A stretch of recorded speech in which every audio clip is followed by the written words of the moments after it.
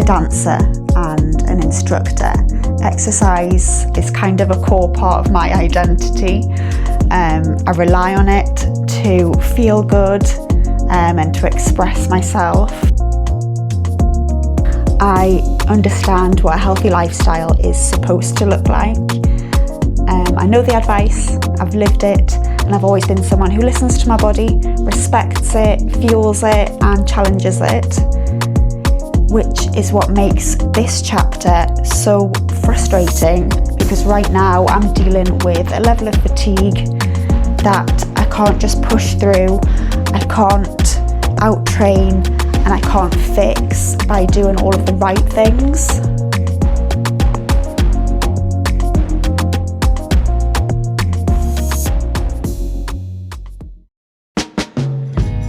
In this video, I want to talk about reframing fitness, how my habits are changing, and trying to stay fit and healthy with a chronic illness versus the regular health advice out there.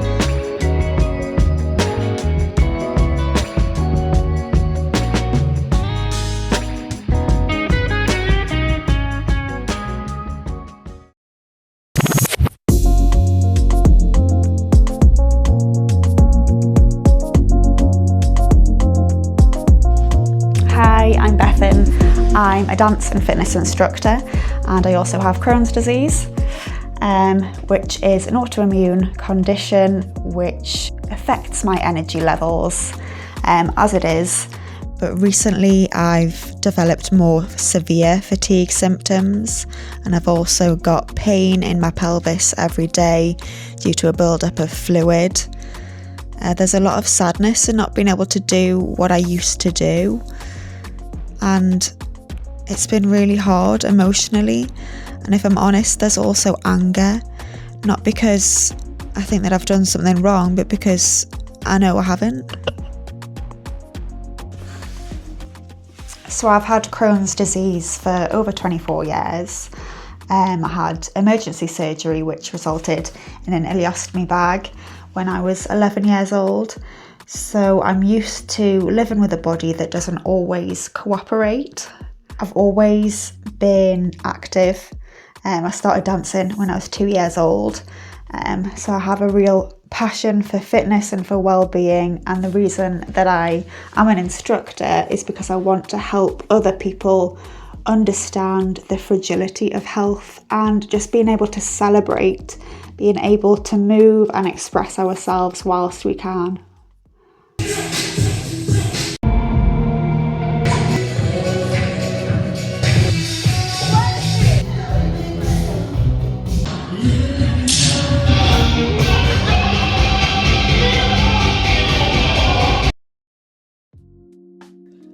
We presume that if you do the right things, you get the right results. But now I'm realising that a lot of what we're taught is based on a body that is predictable. The advice out there in books, in articles, on podcasts, so many podcasts, is all aimed at regular bodies.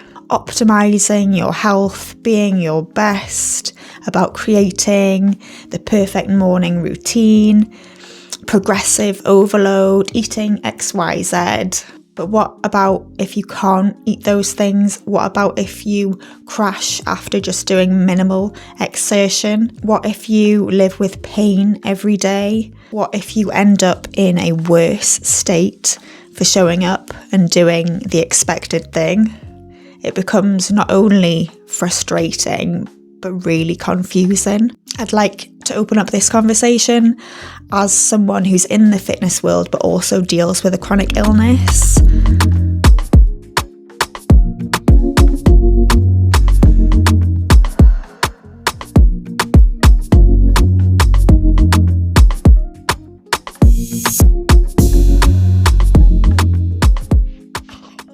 Something that is really annoying is I know the benefits of exercise and just movement in general, and it's now something that I can't use as a tool to make me feel better. And I know it's not black and white, it's not all or nothing, and that there's loads of space in the in-between. But I think it's just going to take a bit of an ego knock in not being able to train the way that I used to. And I think when you run down, when you're unwell, or if you're dealing with a chronic condition, people just tell you to rest. I think there's a difference between pure rest and doing something which is more restorative and can be gentle, strength and stamina, and actually gives you a sense of purpose and builds you up rather than just purely doing nothing. And there are loads of occasions where it's not an option. You can't choose whether to get up out of bed. It just is what it is.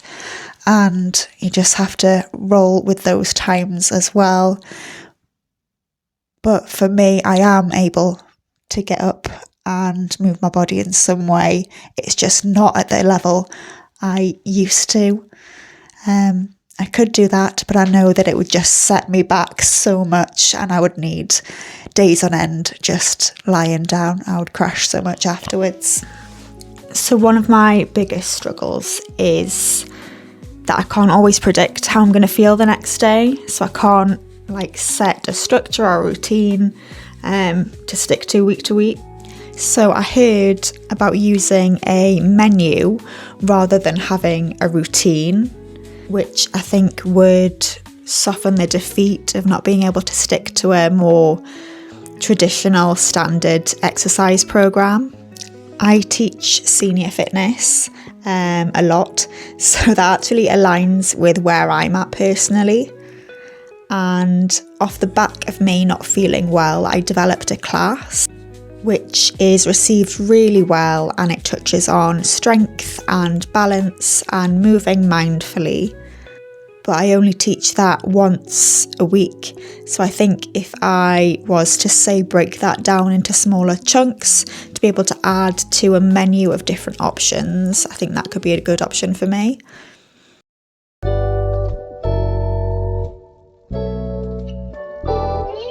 So I'm just trying to create a bit of a menu here. So you're meant to break it down into 3 categories: lower energy days, medium, and then higher energy days. And obviously there's loads of different things that you could put in the higher category. And I'm also thinking that would be where anything outside of the house would go, because it takes energy just to get ready and then travel to and from wherever it is. I'm thinking things that would feel doable at home, but a shorter time and aren't going to necessarily drain all of my energy. So maybe a little burst of something, or say 2 or 3 exercises, just pair something together. And then gardening or housework or DIY, they can all be classed as movement. So let's put them in medium.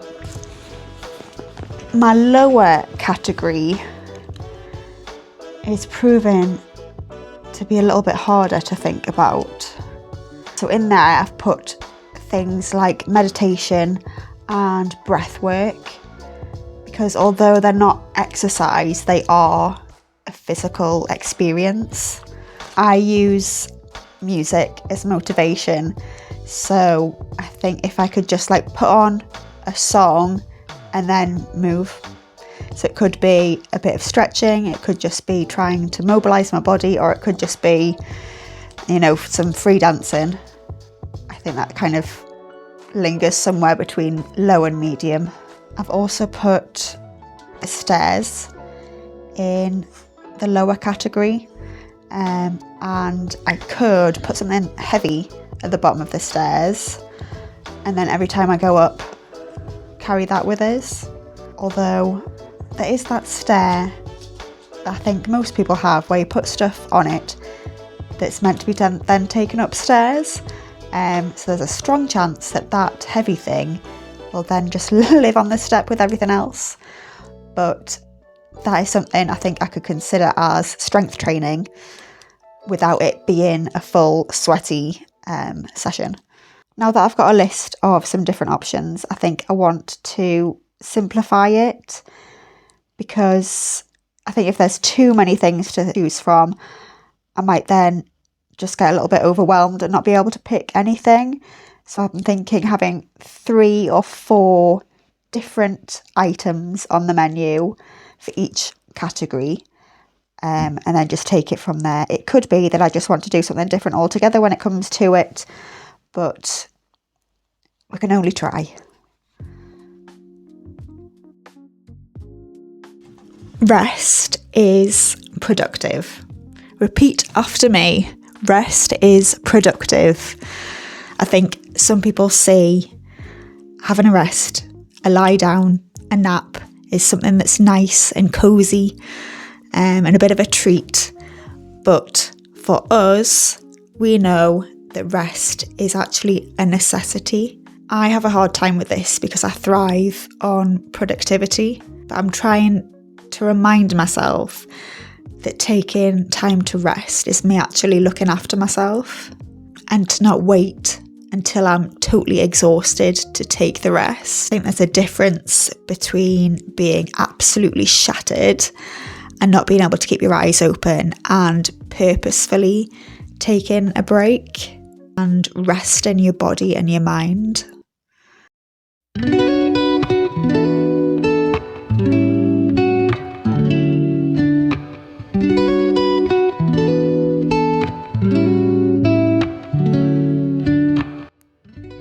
It sounds simple, eat good to feel good, but with an immune system which basically attacks itself and no large colon, that becomes a little bit more tricky. I actually made a video not so long ago which touched on trying to get nutrition with an ostomy bag.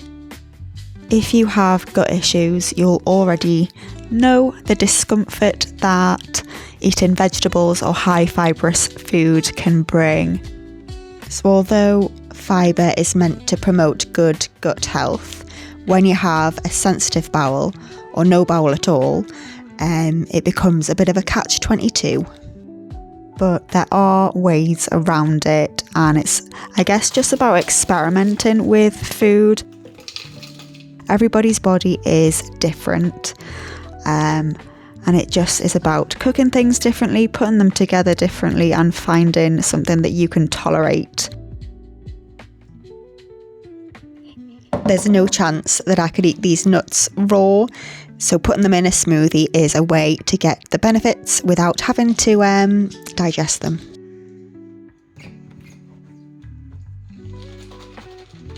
When it comes to fatigue, I guess it's about prepping in advance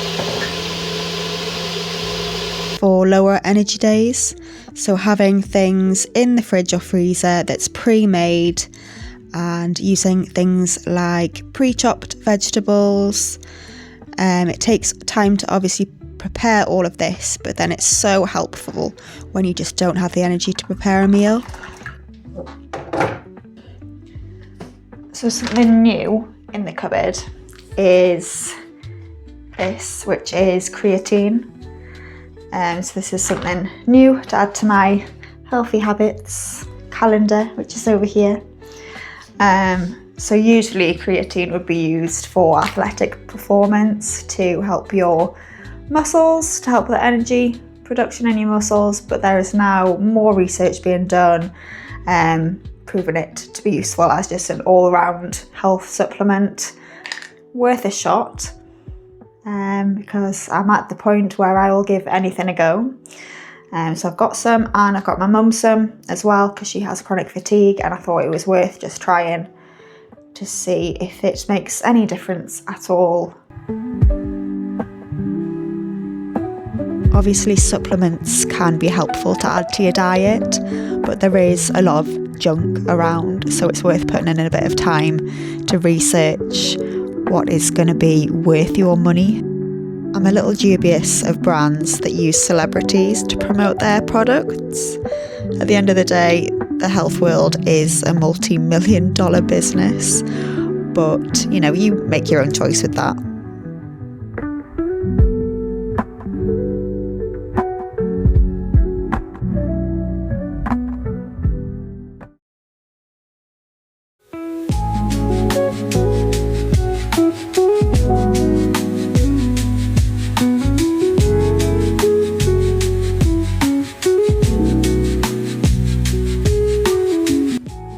So I'm just sat here trying to reassess my system for tracking habits. So I was using a notepad, and I've got a long list of things on it, and then separated into columns of each day, and then just ticking off each thing that I achieve. So it's just simple things like the time that I wake up, my medication, if I had a smoothie, if I've got outside, had protein, been on a walk, things like that, which are really important to keep note of and make a priority. But I think this system is getting a little bit tedious and I'm losing a little bit of momentum with it. It started really strong, but over the past few weeks it's dropped off a little bit, and I think as soon as one thing goes, it's like a domino effect where everything else then falls, and you think, oh, I may as well not bother and just start again the next day or the next week. So I need to nip it in the bud now and get on top of it, so that it doesn't all just fall apart. So I've picked up a calendar, and obviously it's well into the year now, so I got it really cheap, and I thought if I just put this up somewhere really visible, like in the kitchen, and that way it's a visual reminder, like you would with giving a kid a sticker chart. Each day I can reward myself. I think using systems like this is my way of taking control. Like, I feel so out of control with my health situation that this is kind of the only thing that I can do to try and help myself. So even if it's just a mindset thing, I think it's worthwhile. There's a real mindset shift with all of this, and it's something that I'm still learning and trying to reframe for myself, to stop saying things like I need to be lifting heavy weights if I want to make progress, or that if I just rest today I can get back on it tomorrow. Instead, learning to ask myself, what do I actually need? What feels doable right now? I've always encouraged fitness and healthy living as a way to respect yourself, to express yourself, and for longevity. When I'm teaching, I tell my clients to listen to their body, to do what feels right to them, to move in a way that just feels good, to just make the most of now. And it's not even about being your best self, it's just about being. Life is fragile, but there's so much to live for.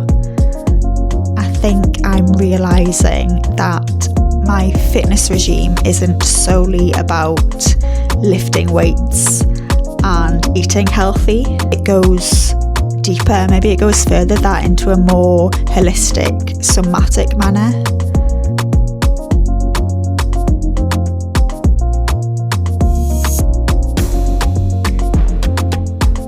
Chronic illness is accepting inconsistency, adjusting constantly. Chronic illness is listening to your body and not comparing to others. Having a chronic illness is living with constant challenges, but being resilient and evolving to adapt to them. And I think, honestly, that's pretty badass. I can't tell you what to do and what's right for you, but I do think having someone who just gets it can be comforting. So this is who I am. I'm dealing with my own health struggles, and it's something that I persevere through. I work around every single day, but I don't let it stop me, and I don't think you should either. You can be both drained and depleted, but also doing things that bring light and energy inwards. Thank you for being here. On this channel, I share a bit of my wellness journey along with just simple living at home for some company and comfort. So if you'd like some new background noise, consider subscribing. Alright, take care.